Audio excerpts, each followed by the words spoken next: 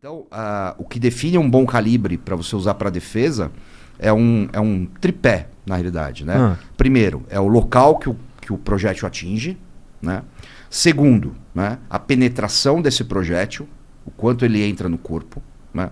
E terceiro, o diâmetro desse projétil, que é para ter destruição de tecido, né? E o 380, ele é um projétil muito leve, uma munição baixa. Então, a tendência dele é penetrar pouco. Entendi. Então ele fica ali, isso, quase não machuca de verdade. Se o cara for muito gordão, fica preso na barriga. Se for muito gordo, se musculatura muito espessa, roupa muito pesada, né? Tudo isso vai atrapalhar. Disparos indiretos, através de uma janela de carro, através de uma porta de casa, né? Se for necessário. E aí, o que acontecia? Né? A gente tinha essas restrições, e os bons calibres de defesa, que são utilizados no mundo inteiro, eram restritos a policiais, militares, que é o 9mm, o 40, o 45, o 357, né? E aí se liberou esses calibres, né? Então hoje qualquer cidadão pode ter um 9mm, uma pistola 9mm, pode ter uma 45, pode ter uma 40, pode ter um 357. Isso é ótimo. Por quê? Porque não é um calibre que mata mais, como algumas pessoas gostam de imaginar, né? É um calibre mais efetivo para você tirar um agressor de combate. Porque assim, se eu tiver que usar a minha arma, né, é porque minha vida depende disso, né? Se minha vida depende disso, quanto mais rápido esse agressor cessar a agressão dele, parar a agressão dele, mais chance eu tenho de sobreviver. Então esses calibres mais efetivos são necessários. Isso foi uma mudança muito boa mesmo, né? E tivemos algumas outras, né? Como por exemplo a questão da efetiva necessidade. Uma forma meio macarrônica, mas o que é efetiva necessidade? Efetiva necessidade é o seguinte: quando você vai lá comprar uma arma, então as regras continuam as mesmas, né? Você tem que ter no mínimo 25 anos, não pode estar sofrendo nenhum tipo de processo criminal, não pode ter nenhum tipo de passagem na polícia, etc. Você tem que fazer um teste prático de tiro para comprovar que você sabe usar essa arma minimamente. Você tem que ter um teste psicológico, né, para comprovar que você, né, tem capacidade psicológica para ter uma arma. Até aí tudo bem para você? Até aí, em termos, pelo seguinte, né? Então assim, esse tipo de restrição, ela passa muito um ar de responsabilidade, né? Mas na prática a gente vê que ela tem muito pouco peso. Então, por exemplo, o teste psicológico. O teste psicológico, ele vale para aquele momento. Ele atesta que naquele momento você está apto. Talvez na próxima semana você não esteja. Talvez um dia depois você teve um surto. Se o cara for um psicopata, ele não pega. Entendeu? Então é muito mais para dar uma tranquilidade do que para ser efetivo. Né? Tanto é que até 2003 não tinha nada disso. Né? Mas tudo bem, mas vamos imaginar que ficou por isso mesmo, pelo menos você consegue. Né? São barreiras que você consegue vencer, vai sair mais caro, exclui muita gente mais pobre. Isso é um problema da nossa legislação muito grave, né? Porque assim, os mais pobres e que normalmente têm menos acesso à segurança pública, né, são os que não vão conseguir comprar uma arma legalizada. Sim. O imposto está muito alto. O imposto é mais de 75%. Entendi. Caralho! É muito louco. Assim. É proibitivo. É mais que cerveja, é mais que cigarro, é mais que tudo. Né? É proibitivo. E esse tipo de proibição, ela é muito cruel, né? Porque assim, você exclui pelo poder aquisitivo da pessoa. Sim. Não pela índole da pessoa. Não pela capacidade, não pelo bom uso. E você incentiva o mercado negro também. Claro, lógico.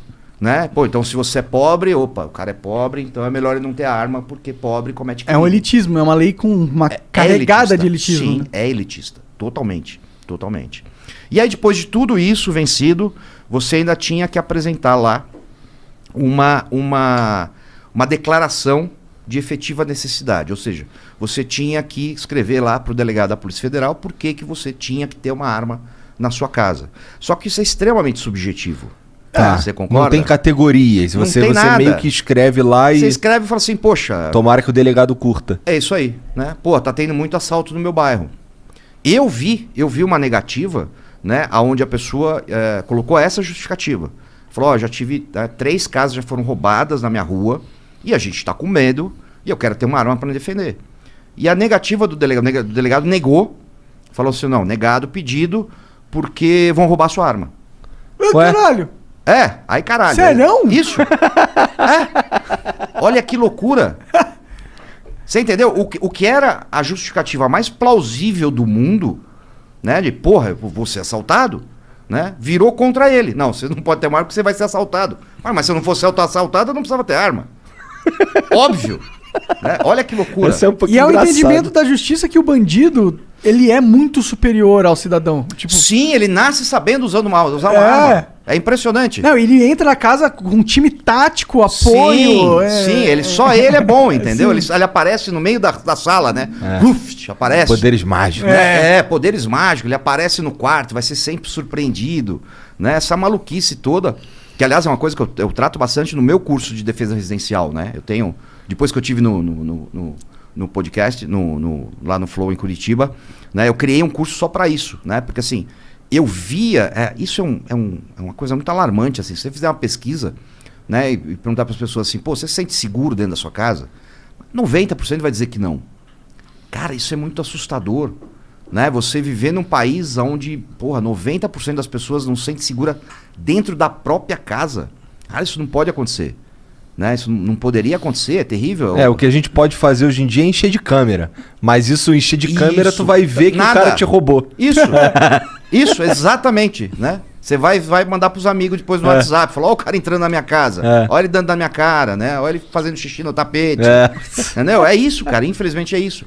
Isso é uma coisa interessante, porque assim, eu lembro assim, eu nasci em 1970, né? Tô com 50 anos, e até 2003 era muito fácil você comprar uma arma no Brasil. Né? Em 1991, quando eu fiz 21 anos, eu comprei minha primeira arma.